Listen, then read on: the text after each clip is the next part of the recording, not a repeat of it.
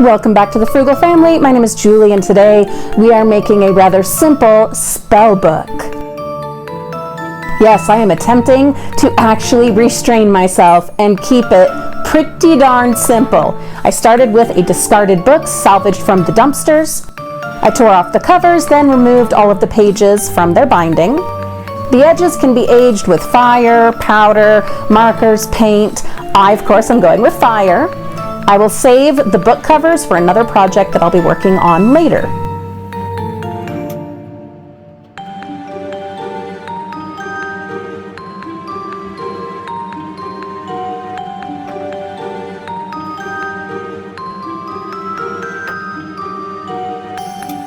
I found that using my fall candle not only added just the most delightful fragrance to the room, but it was also far more effective in burning the edges than using the lighter.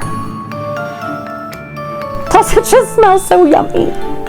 Stay tuned for some fun recycling ideas for your used candle jars, lids, and the gasket rings that go inside the lids.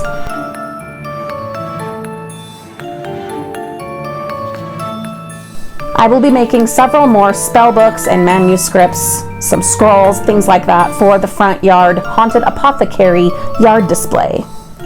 Now we are back to my never-ending, hopefully never-ending, roll of hemp twine. Our spell pages are bound, and yes, I am going to keep it simple. It was really hard though, because I have so many treasures, so many goodies that I could add as decoration. Some discarded beads, a really fun key from Temu.com. Our link and special discount code are in the video description. I do hope you'll check that out.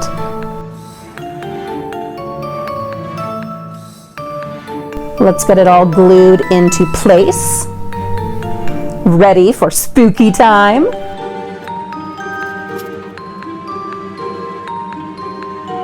And that's it, Frugal friends. I kept my commitment.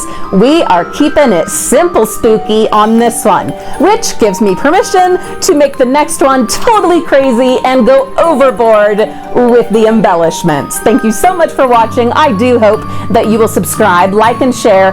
Stick around for more fabulous, fun, simple saves, upcycles, specifically of the spooky and Halloween variety. And I will see you all real soon.